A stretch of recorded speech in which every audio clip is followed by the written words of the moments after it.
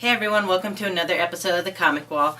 I am the Outcast Angel, and today we are talking about issue 6 of Evolution by Image and Skybound. Now, I only say Image and Skybound because there's a whole mess of awesome writers on this book that I can't say them off the top of my head. And so, yeah, let's go ahead and dive right in. We first start off with Claire meeting with Dr. Hurwitz, and he's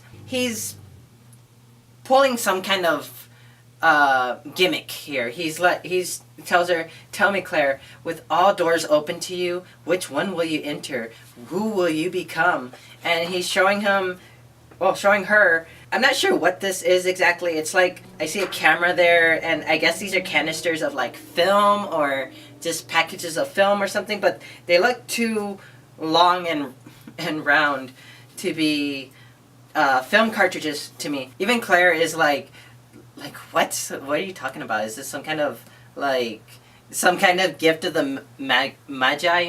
I'm sorry, I've never seen that movie. I don't know how to pronounce the title. And she's like, are you gonna twist whatever my answer is into some life lesson? And he's like, no tricks, not now anyway. What does that mean? What exactly are they doing? Because throughout this whole thing, we see them meeting together, and they don't exactly say what they're doing. And in my perspective, I feel like he's just teaching her his ways of filming or maybe editing. You know, I could have used that. It's weird. I hope they go into it a little further. But what's weirder here is that while Hurwitz is trying, it's because between Hurley and Hurwitz, I want to say each other's names for the wrong person, so I stutter a little bit. Hurwitz here is saying, "I trust you," and he's never been able to find the right person to pass these lessons on to show the way to. Showing anyone how you do what you do means they know your vulnerabilities. They know exactly which part of your back to stab. And so, I guess, yeah, he is kind of teaching her his ways of either filming or film production in some sense, which is kind of weird considering that he has some kind of backwards agenda with the Evolved. But, I mean, he himself is kind of going down that path too. He does have that little growth on the side of his neck he keeps under wraps. But what's weird is that while he's talking to Claire, he mentions Rochelle, her girlfriend, saying, "How about your dear Rochelle? Has she come around on me?" And he's like, "Claire, how's Rochelle?" And it's like, why would he bring that up? Now, then we see this whole mess of panels. Oh, not a mess, but we see this whole spread of panels where it's showing that there's a distance growing between Claire and Rochelle, especially because Claire is working with Mr. Hurwitz, and it's all behind Rochelle's back, and Rochelle's starting to notice, and she's starting to assume, like, maybe she's seeing someone else, maybe she is working with Dr. Hurwitz, but, you know, it's all we see is that distance just growing further and just driving them further and further apart. Then we jump over to Dr. Seshia and Dr. Hurley this time. So Dr. Hurwitz has... See, I did it again. Dr. Hurley is showing Dr. Seshia his patient. I think his name was Mr. Conley.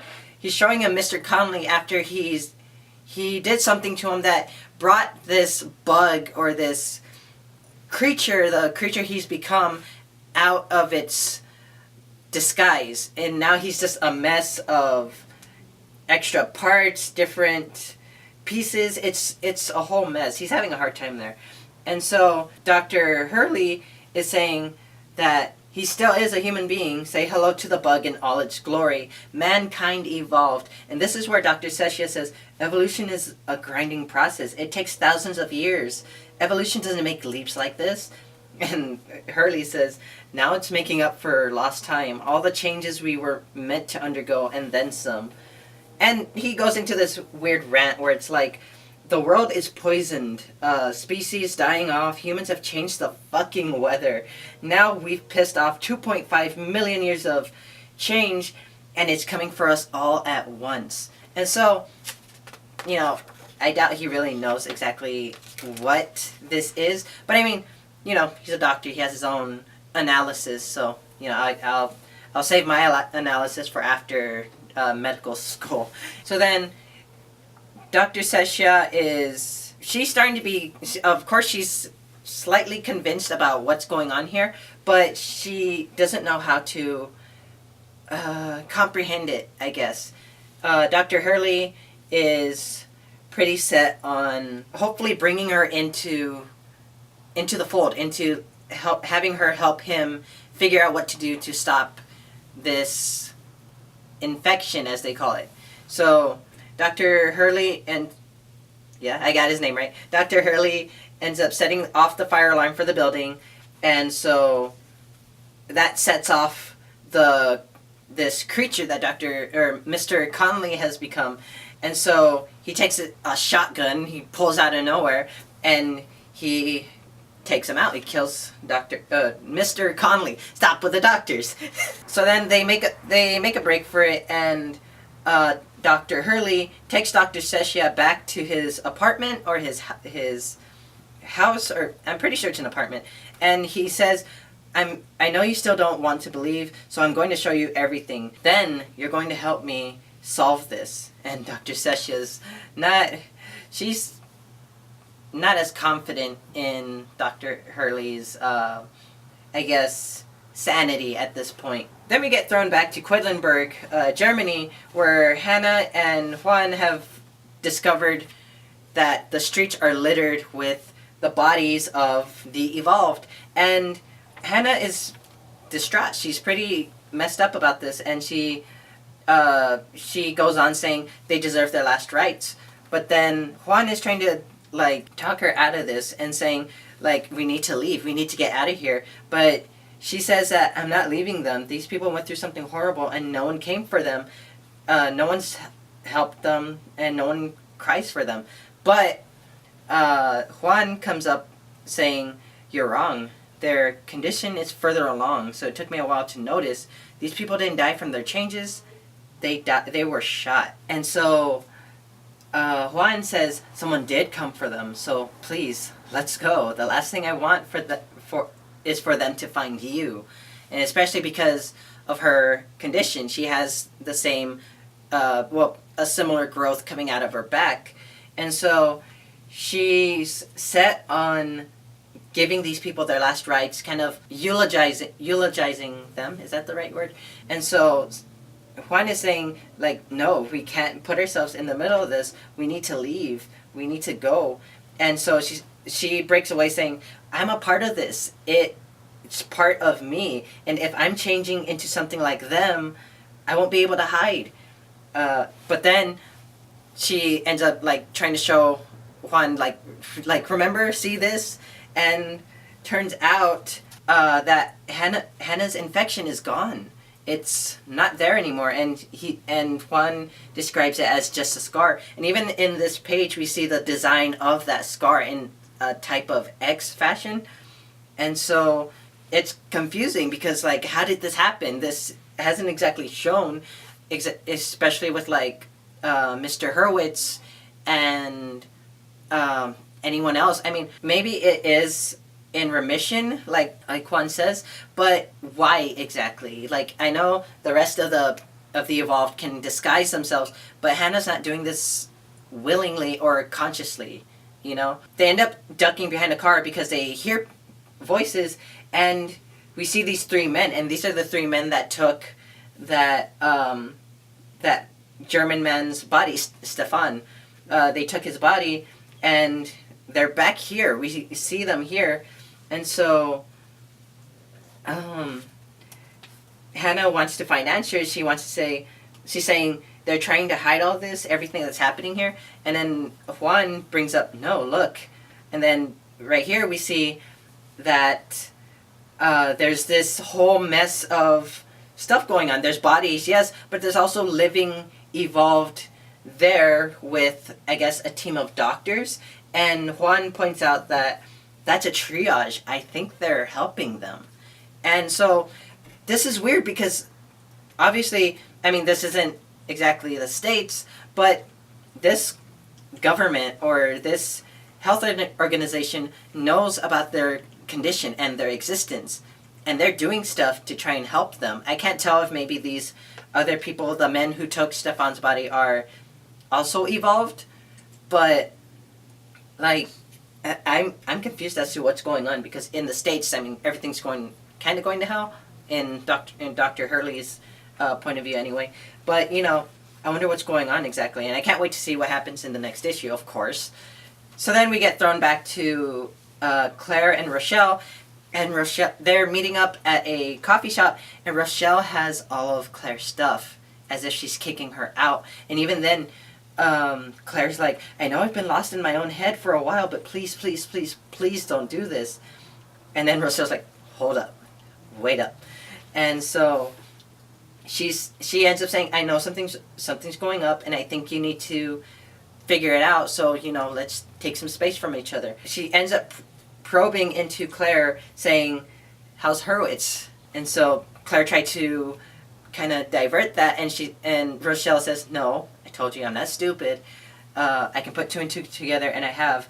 But this has nothing to do with you. Him and me, we've got something to settle. We need to talk. And we see right here that Rochelle has, I guess, a growth, or this breakage in her skin, kind of similar to what Hannah had on her shoulder. And it's not as big as the rest of them, but it's there. And so I'm wondering, like, has she had this for a while, or has it just come up and she knows? Because remember, from the first issue, Rochelle and Claire walked in on Mr. Hurwitz killing an evolved. I wonder if that's the reason why Rochelle says, like, him and me, we need to talk. Then we get thrown back to Dr. Seshia and Dr. Hurley, and Hurley is still, like, saying everything that he's been trying to say to everybody else, saying, like, this has been going on a long time, Sarah. Sarah, that's her name. All it wants is a foothold into humanity, and it has it. Now comes the next phase, which he doesn't exactly say what that phase is. Sesha tries to counter his argument, saying, you're wrong. Even if everything you're saying is true, I haven't seen what you're seeing. People are the same. They're not monsters. She's seeing the whole disguise. She hasn't really been paying attention as closely as, Dr. Hurley has. And so, the last part here blew me away, because I had no idea that Dr. Hurley would go to this extent, because he ends up saying, the bug understands us, it thinks, which is how we'll defeat it, because nothing can predict what people will do, Doctor. And he points his gun at Dr. Seshia. And the next page, the last page, we see that Dr. Hurley is leaving. He's packing up. He has this trusty little ice chest, and it's full of organs. He killed Dr. Seshia and harvested her organs, saying, 0 signs of infection, no trace of the bug, clean as a whistle, the perfect patient, which has been rare for him, because he hasn't been able to find anyone else who didn't have this same infection or the same level of evolution the rest of humanity has gone under. And he describes it as the last pieces of the puzzle. And so he's saying he has to leave, because they'll find Mr. Connolly and Dr. Seshia, and they'll try to stop me from putting this puzzle together. And so he's driving off, and of course in the background, his whole apartment, or his hideout, I'm gonna call it a hideout, just explodes into flames. And so I had no idea he was going to do this. It came out of left field for me, and just the fact that, I never have predicted he would go this far. Like, it just, like he said, no one can predict what people will do. So, you know, that's the end of this issue. And actually, in this issue, I got a letter printed again. I think I've gotten about maybe 2 letters printed. And so I address it as, "Hey Evolution team, seriously, Joe and Jordan, y'all blow me away with this art. It is fantastic." And yes, I'll always be saying that I truly love the art in these different comics that I'm always following. I continue with, "I'm starting to see the linking between each story taking place. I feel like it's really opening up the story. It's making it much more enjoyable for me. I do have a question. Are y'all working on the same story together? Or is someone writing Claire's story, another writing Abraham and Hannah's story? I was trying to figure out some kind of... Oh, also, I was trying to figure out some kind of cosplay for this series. If you notice, some of my videos involve me dressing up like Walking Dead. I'll dress up as Negan. I'm still trying to figure out some other cosplays, but I think it's too complicated to attempt. I'm excited to see someone else pull through, though." And then, who is this? John Moisen? I'm sorry, I don't know how to pronounce your name. The editor for this series, he writes in with, "Thanks for writing in, Andy. And to answer your question, I'm going to let one of the creative team take over and share some of the process with you. Take it away." And he passes it on to Christopher Sebela. He's also the writer for one of the series, Demonic. I never got to read that series. I do have it. I just never got around to reading it. And he replies with, "Hey Andy, Christopher Sebela here. So, to explain how the sausage is made, at least partially, the way it works is we all get together and talk over the story as one big chunk to start with. We talk about the arc, where we see it going, then each issue, each of us figuring out what our part of the story is gonna be and how it intersects with everyone else's story. Then we go off and write our separate parts. Our editor, John, gets our parts, gives us our revisions, and maps out how the issue will flow, page-wise.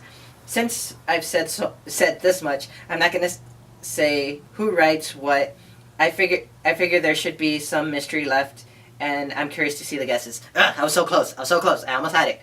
and I find the cosplay complicated, but this would be extra complicated for a lot of reasons involving spattered fluids and extra limbs hitting people walking the opposite direction in the aisles, I assume. I guess in certain Comic Cons. But yeah, that finishes my letter and this issue. So I was excited. This issue really took me back a few steps. That Dr. Hurley part just really messed me up, I guess, because I had no idea. I couldn't have predicted that he would do something like that. But I guess it does make sense because he does need a healthy patient. He can't exactly experiment on himself, especially with all these drugs and stuff that he's taking. You know, he's not exactly in top health right now. But yeah, that's the end of this issue, and that's it for this video. I hope you guys enjoyed it. I really enjoy talking about these. I can't get my book to stay. I really enjoy talking about these series with y'all.